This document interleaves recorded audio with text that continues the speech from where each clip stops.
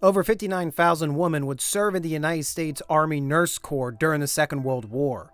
Today, we will discuss just one of them, someone who volunteered soon after the declaration of war, but sadly would also be one of the Army Nurse Corps' earliest fatalities. This is the story of 2nd Lieutenant Gertrude Irwin, here on Laurel Highlands Heroes.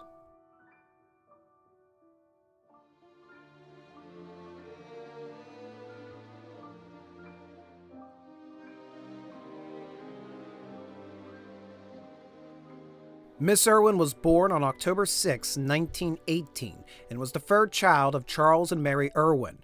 For much of her youth, she grew up on Washington Street in Ligonier, Pennsylvania.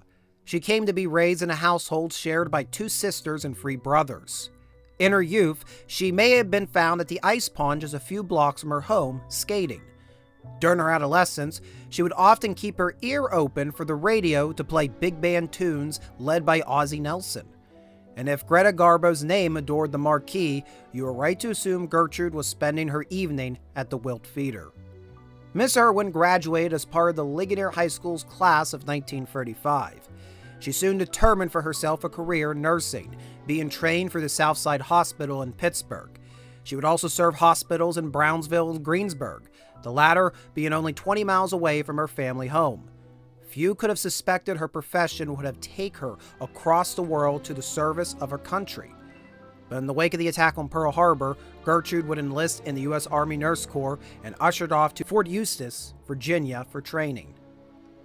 In September of 1942, Miss Irwin was sent overseas as part of the 23rd Station Hospital. Initially, this hospital was to be based out of what was then known as Leopoldville in the Belgian Congo.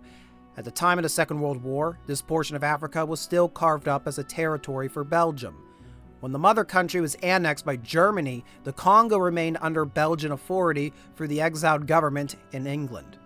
The Belgian Congo possessed numerous natural resources vital to the Allied war effort and provided an early foothold to drive back Axis influence on the northern edge of the continent.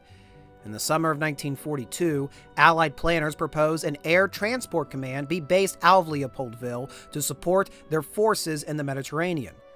The 23rd Station Hospital was set up in anticipation of casualties that may result from this operation. Nobody expected Gertrude Irwin would be one of those casualties. On the morning of November 23, 1942, a telegram reached the Irwins from the War Department. Its message was brief: that their daughter was killed in action. It would be until the next morning with another telegram that more context was provided, citing Gertrude had died on November 14th as consequence of what was initially referred to as toxemia, but later publications report being blood poisoning. Local papers would claim Irwin's untimely death to be the first U.S. servicewoman to die in this Second World War. The designation is difficult to discern. Combing through the records available to me, I can say with confidence she was the first servicewoman from Westmoreland County, Pennsylvania to die in the war, and very likely in all Pennsylvania. A case may be made she was in fact the first United States servicewoman to die overseas in World War II, but a more thorough look at death records would be needed to confirm that. Most histories of World War II recognize Aleda Lutz as the first U.S. servicewoman to be killed in combat, but that would not be until 1944. The death of 2nd Lieutenant Rachel Sheridan in 1943 is also well documented, but this was because of an aviation accident, not because of active enemy fire.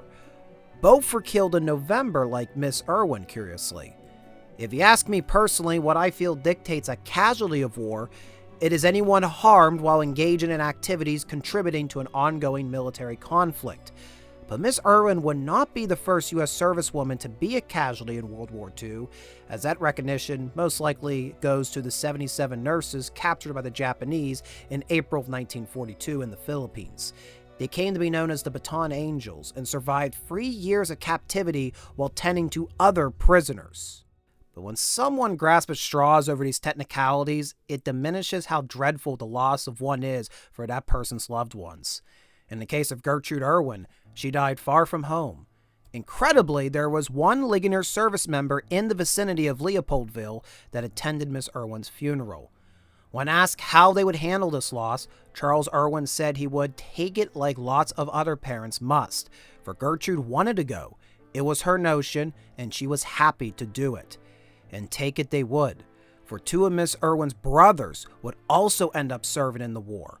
Virgil Irwin would serve in the U.S. Navy, while Raymond Irwin would be wounded during the Battle of the Bulge.